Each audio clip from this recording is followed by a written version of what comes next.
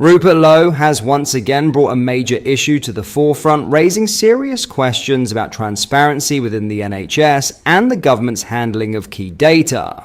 In a recent exchange, he highlighted the growing frustration felt by many who believe that vital information about the use of NHS services is simply not being made available to the public. Information that could help shape policy, budgeting, and national debate. We'll dive into this story in today's video, but before we get started, don't forget to like this video and subscribe. Right now, only 12% of viewers are subscribed, so join the community and help us grow.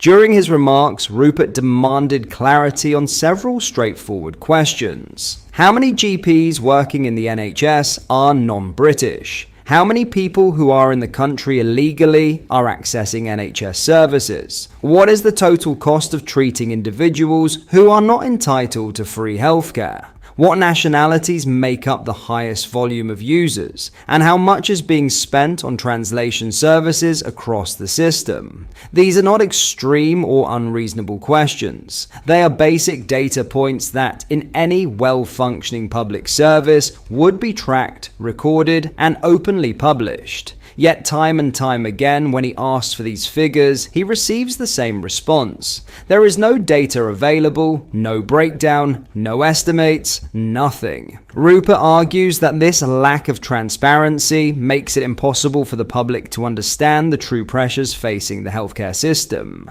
If the NHS cannot or will not provide information on who is using the service and at what cost, then how can policymakers address the strain on hospitals, waiting lists, or GP availability? How can taxpayers know where their money is going? And how can immigration policy be properly debated without accurate information? His message is clear. Without transparency, accountability breaks down. And when accountability breaks down, the public loses trust. This is why Rupert's interventions resonate so strongly, because he's asking the questions many members of the public feel aren't being asked by others in Westminster. Whether someone agrees with his politics or not, the principle he's fighting for is simple. Openness. Data should not be hidden away or ignored. Public services funded by taxpayers should be transparent, efficient, and honest about the challenges they face. Rupert Lowe is making the case that MPs should be holding institutions to account, not accepting vague excuses or silence. He is doing exactly what representatives are supposed to do: challenge, scrutinize, and demand the truth on behalf of the people. Watching his exchange, it's clear why so many believe he is filling a gap that far too many politicians leave empty. Have a watch for yourself. I've got a question, I think, for the Permanent Secretary. Do you agree with me that good data is the basis on which good decisions are made rather than bad decisions? That's how I've always run my businesses. Do you agree that's a logical summary of how people make good decisions rather than bad decisions? It is entirely how we would hope to do so, yes. Okay, well I've asked a lot of questions through my parliamentary office. So, number of GP registrations by non-UK citizens, no data. Number of illegal accessing healthcare services, no data. Cost of treating those with no right to be here, no data. Nationality and immigration status of NHS users, no data. Patient category F breakdown between illegals and visitors, no data. Cost, monetary and time of translation and interpretation across the NHS, no data. On questions about standards of English in the health service, I've asked what steps you're taking to ensure overseas recruits can speak English effectively. I haven't had an answer. In the end, Rupert Lowe is hitting on an issue that matters to everyone: transparency. If the NHS can't provide basic data on who is using the service, how much it costs, and where the pressure is coming from, then how can the public have confidence that the system is being run honestly and efficiently? These are straightforward questions that any major institution should be able to answer. Yet time and time again, the response is no data. That isn't good enough for a service funded by millions of taxpayers who deserve clarity, not confusion.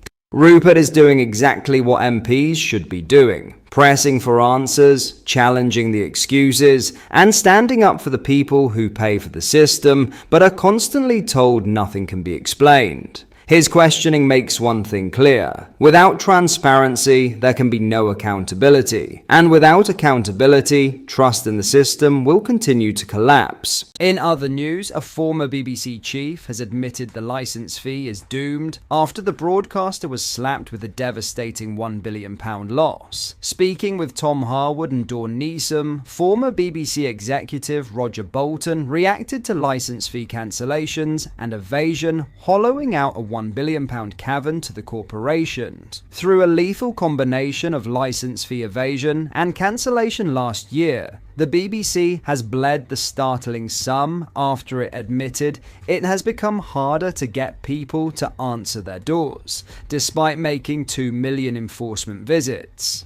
Giving a particularly candid verdict, Mr. Bolton told the People's Channel, "This is bad news for the BBC, very bad news, and it shows that the licence fee is doomed." During his 20-year-long tenure at the BBC, Mr. Bolton gained experience working as an editor on multiple shows, including the broadcaster's infamous documentary series Panorama in 1979. Part of the broadcaster's current problem, however, is where the BBC will find income from other sources if the charge is to be phased out, Mr. Bolton argued. He said the government must make a decision on how to fund the broadcaster, which has been hit with a slew of bias accusations. He said, "In the light of those figures, it gets ever more urgent. I mean, it is a nonsense system, isn't it?"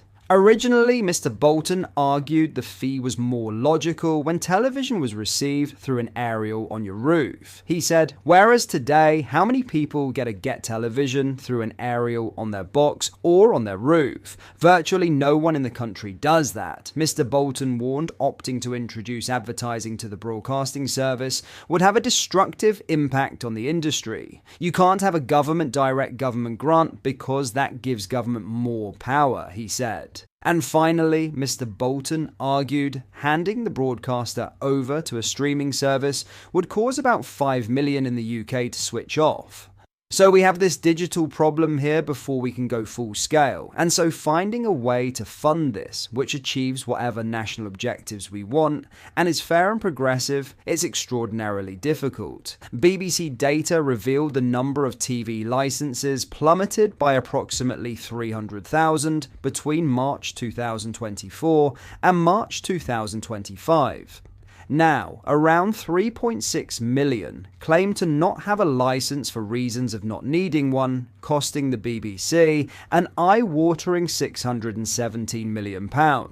The way in which the BBC is funded has fallen under fire after the broadcaster was accused of misleading viewers with content, including a Panorama episode which spliced 2 sections of a Donald Trump speech together. Speaking recently in a world-exclusive sit-down interview in the White House, Mr. Trump told Bev Turner he has an obligation to sue BBC, warning, "This is beyond fake. This is corrupt." The doctored video, which made it appear as if Mr. Trump was encouraging his followers to take part in the Capitol riots, grabbed international attention, with the president vowing to catapult the broadcaster into court over the matter. Both BBC Director General Tim Davie and News Chief Deborah Turness resigned amid the blazing scandal following a report which provided an itemised list of misleading content from BBC output. Reform UK boss Nigel Farage declared the licence fee would be given the boot if his party were launched into government at the next election.